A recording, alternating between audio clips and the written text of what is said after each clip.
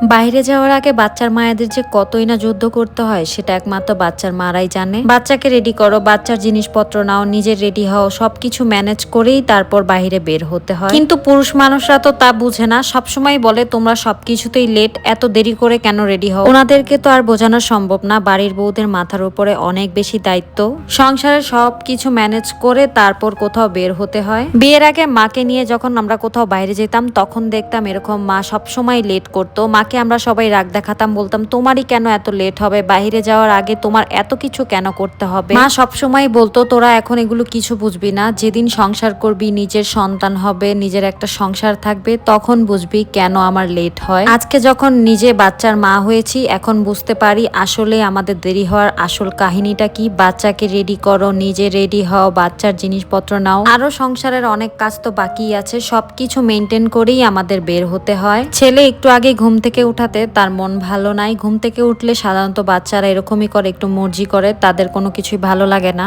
তাই তার মন ভালো করার জন্য আমি একটার পর একটা জামা বের করে তাকে দেখাচ্ছিলাম। ও অবশ্য বুঝতে পেরেছে মা ওকে বাইরে নিয়ে যাবে, তাই ও কিছু বলছিল না। নর্মালি ও ঘুম থেকে ওঠার পর একটু কান্না করে। যাই হোক, তার তো আর এখন সে বোঝার মতো বয়সটা হয়নি যে সে নিজের জামা নিজে সিলেক্ট করে পরবে। তাই আমরা যেটা পছন্দ করি সেটাই সে পরে, আর সেটাই তার ভালো লাগে।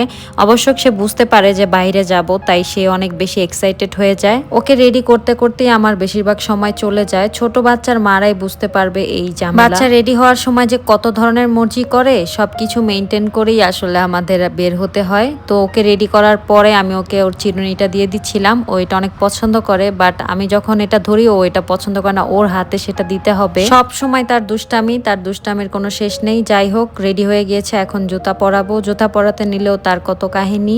এভাবেই আমাদের আসলে মেয়েদের সময় কেটে যায়। সবাই বলে বাসায় সারাদিন কি করো, একলা একা সংসার, তেমন কোনো কাজ নেই।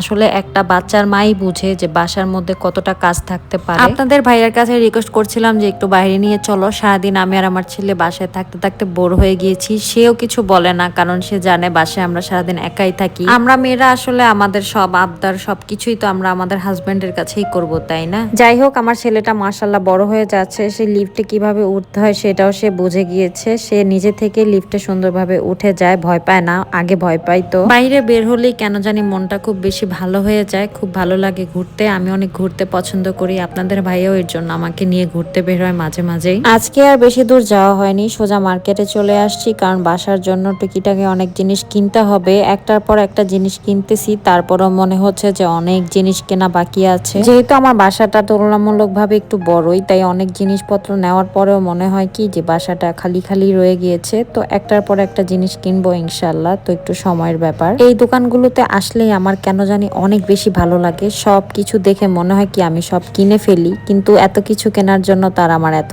টাকা নাই যে আমি সবকিছু কিনে ফেলবো। আর আমাদের মেয়েদের স্বভাবটাই এরকম, আমরা সংসারের জন্য যতই কিনি না কেন মনে হবে কি কম হয়ে গিয়েছে, আরো বেশি কিনতে হবে, এটা লাগবে ওটা লাগবে, শেষ হয় না আমাদের কেনাকাটা। বিয়ের আগে আমি নতুন নতুন জামা কিনেই অনেক বেশি খুশি হয়ে যেতাম, যে এটাই মনে হয় সবচেয়ে বেশি খুশির জিনিস। বাট বিয়ের পরে মনে হয় কি সংসারের একটা জিনিস কিনতে পারলেই আমার মনটা বেশি খুশি হয়ে যাবে। তাই এখন নিজের জন্য ড্রেস কেনার থেকে মনে করি যে সংসারের একটা জিনিস কিনি, তাতেই মনে হয় সবচেয়ে বেশি ভালো হবে। বিয়ের পরে ম্যাক্সিমাম সব মেয়েদের মধ্যেই এইসব পরিবর্তন আসে, তাদের নিজের সংসার নিয়েই সব চিন্তা ভাবনা। আজকে মেনলি কিনতে আসছি ছেলের জন্য একটা ছোট্ট রাইস কুকার। ইদানিং অনেক দেখি অনলাইনে, বাট আমার অনলাইন থেকে না কিনে সামনাসামনি দেখে টেস্ট করে কেনাটা বেশি ভালো মনে হয়েছে, তাই এখানে চলে আসছি।